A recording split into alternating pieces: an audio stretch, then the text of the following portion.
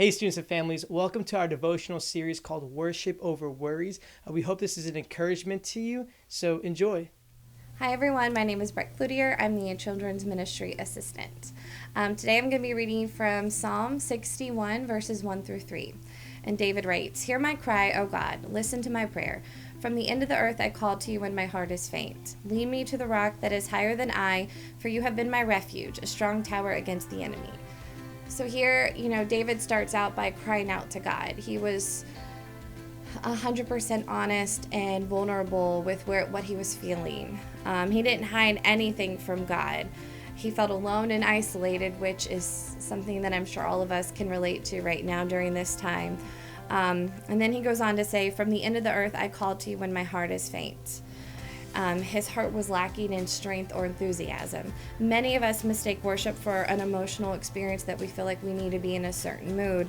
However, worship is a powerful tool that aligns our hearts with God. When we sing praises to Him, we're recognizing who He is and reminding ourselves of everything that He is capable of. Through worship, we're able to fight through those feelings of fear, doubt, and worry. So David chose worship even when his heart wasn't in it. His use of the term "from the end of the earth" implies that he believes he is so far away from God. But you're never too far from God for Him to hear you.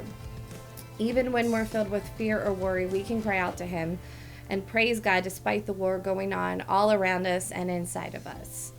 "Lead me to the rock that is higher than I, for you have been my refuge, a strong tower against the enemy." The power of God is a rock that is higher than we are, and with His guidance, we can find refuge and rest. Another thing that jumped out in this section to me is it seems that he gives full control over to God. A lot of times when we're struggling and feel like there's so much going all around us, we make the mistake of trying to take control ourselves. But for me personally, in the past, that's only made things so much worse.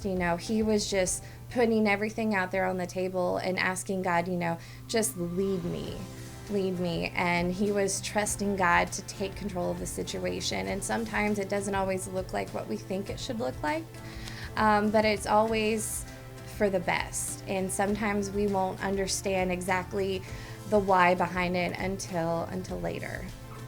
He ends the verse saying, sorry, that's just my baby. "So will I ever sing praises to your name as I perform my vows day after day?" So he started off in despair, but he pushed through those feelings. And I just want you all to really press into God during these times.